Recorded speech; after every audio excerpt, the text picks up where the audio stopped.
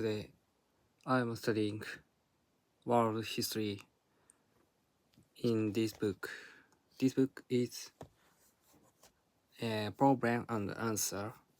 It's out of a question. Maybe one page. In the one page, 20 words under 20 question. It is so difficult for me the first time, but and now I'm so easy because my my way of the studying the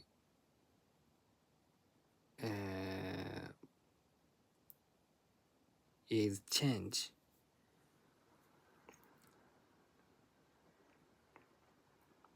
and the change is success. So I am studying fast, and the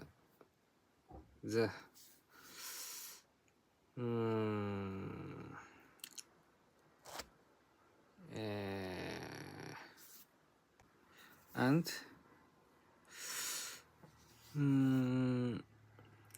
it is so happy today, and I'm studying world history tomorrow because I am my work my working my work is the world history, so I am challenging the studying every day. Now I am challenging English speaking.